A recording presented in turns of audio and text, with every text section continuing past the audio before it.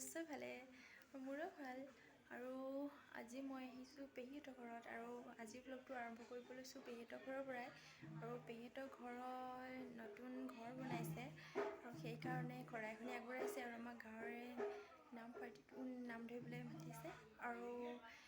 তেনেকৈ দেখুৱাই আছোঁ ভিডিঅ'বোৰ চাই থাকিব কি কৰোঁ দিনটো আৰু এতিয়া সময় হৈছে এটা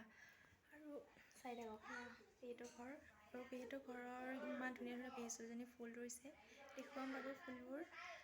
মোৰ আগতে আৰু এটা চেনেল আছিলে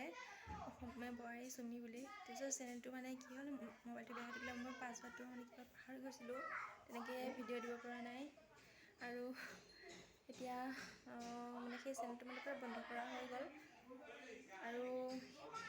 মোৰ ভিডিঅ'বোৰ কোনে কোনে চাইছিলে কমেণ্ট কৰিবাচোন আৰু এইটো নতুন চেনেল হয় প্লিজ সকলোৱে ছাবস্ক্ৰাইব কৰি দিব আৰু যিহেতু ক'বলৈ নাজানো সকলোৱে ছাপোৰ্ট কৰে যেন ঠিক আছে আৰু দেখুৱাই আছোঁ আজি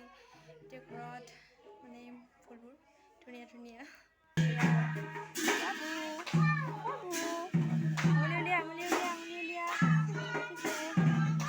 এয়া চাই দিয়া খাই দিয়া আৰু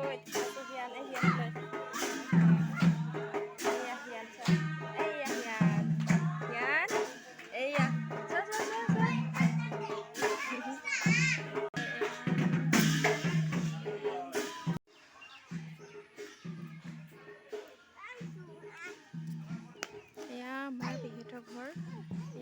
দেখিছে ইমান ধুনীয়া পৰিৱেশ সেউজীয়া পাপা তোমাৰ নামটো কৈ দিয়া বাবা নমস্কাৰ আৰু তোমাৰ কৈ দিয়া আমি ক'ত আহিছোঁ আমি ক'ত আহিছা জানবীহঁতৰ কি আছে আজি হয়নে তোমাক চাহ খাব দিছে নাই দিয়া নাই নেকি তুমি খাইছা নাই খাইছা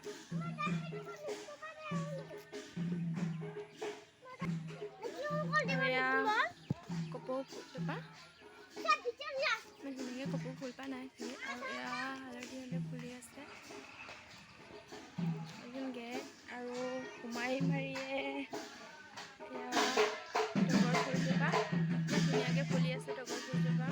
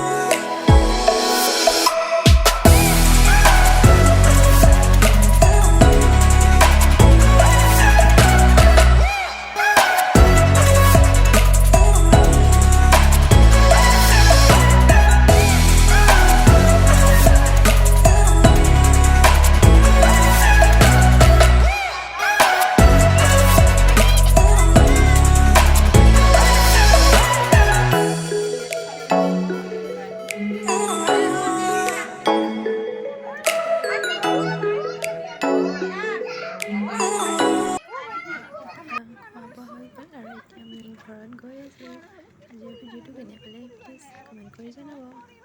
লগতে মোৰ চেনেলটো ছাবস্ক্ৰাইব কৰি দিব সকলোকে। Bye bye.